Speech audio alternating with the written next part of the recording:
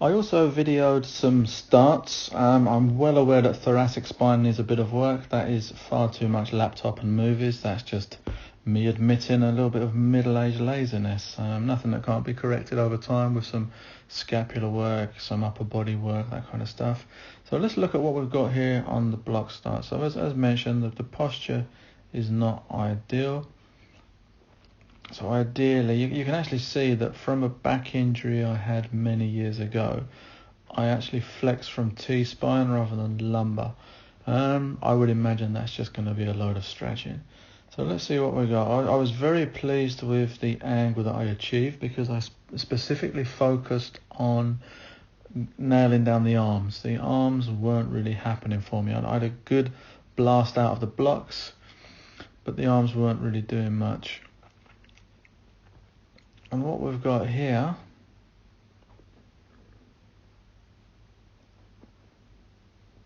is a nice big separation. Again, you can see it on a bigger screen, but ideally there'd be a little bit more dorsiflexion on that front leg, lovely extension on the back leg, rear arm coming up pretty much as far as it's going to go, and the front arm really driving up past the head. Whether or not that is ideal, I'm not sure, but I'll take that because based on previous sessions, that's improved massively. I would say there that I'm probably close to, in fact we've got some tools, so let's have a mess around with some tools. I'm going to say I'm closer to 50 degrees than 45. So let's get these in and see what is happening. So I was right, yeah, 50. So ideally I want to be kind of dropping down to, so we've got that one, let's clear that. Ideally I want to be dropping this down to the, put that on the foot, that on the straight. At 50, I really want to be kind of dropping this down to the 45s, which is a lot harder and that takes time, but I'm quite pleased with that. That to me is not too shabby. I'll take that.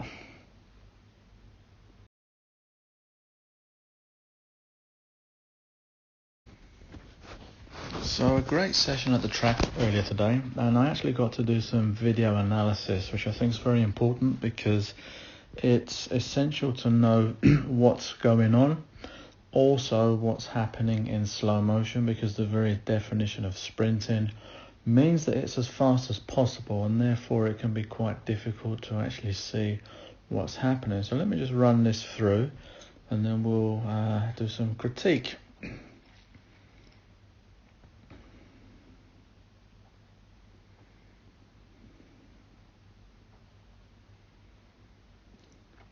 So let's go back to the beginning of that.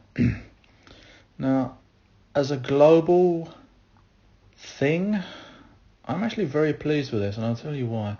First and foremost, I'm looking at the angles, what the body is actually doing. So if I come to that point, great arm work, good torso, good high knee, potentially a little bit of dorsiflexion missing on the left leg, good hip extension on the right, nice and straight, a lot of power used, reflected by that pointed toe. My major concern here is that when I do land,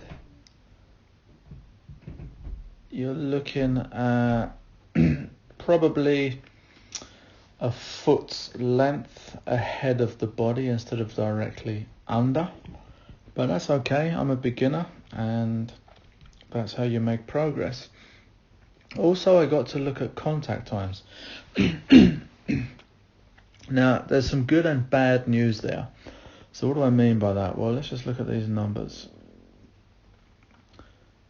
The foot largely hits the floor at about 4.9. So that's absorbing force. You've got that amortization phase as we drive off, and the foot then leaves the floor at about 6.1. Again, good angles. There's nice high knee, obviously a lack of dorsiflexion. Certainly going to train that anterior tibialis. Good arm work. Nice extension on the leg that's driving off. Now, 12 milliseconds.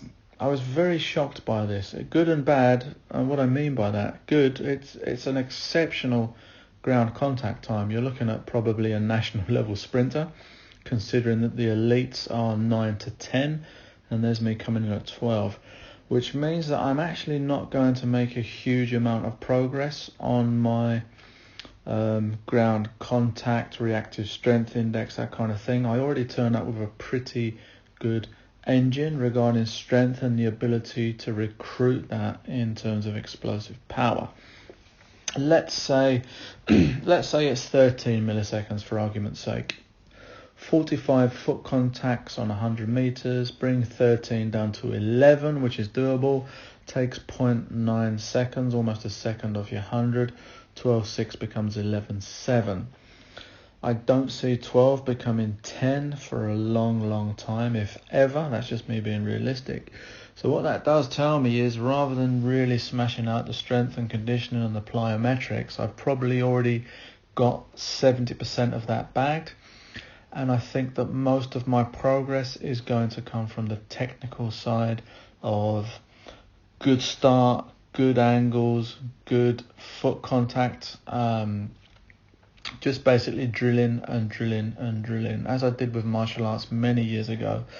You're talking hundreds, if not thousands, of block starts, acceleration phases, maintaining posture during maximal speed, obviously then working the engine so it doesn't slow down too much in the final few seconds of the race.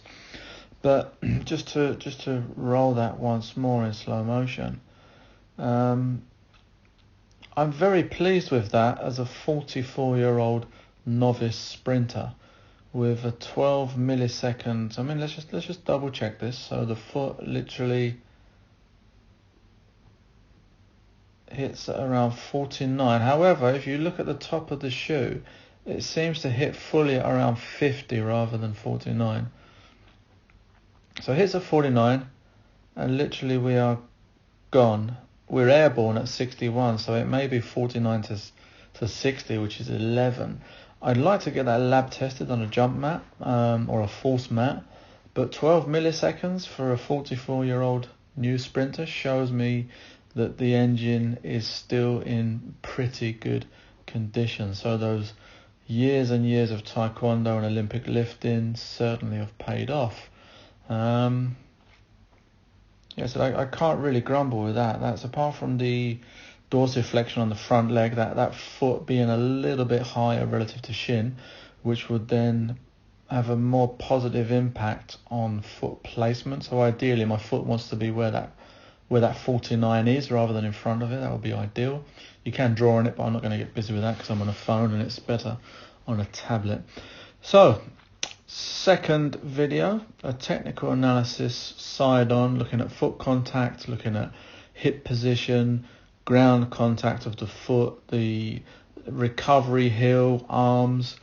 I'm pleased. I would say I'm 7 to 8 out of 10, meaning that there's not actually that much work to do. Yes, there is work to do, but it's not as if it's an absolute mess that has no chance in hell. I would say that a large amount of the training's paid off.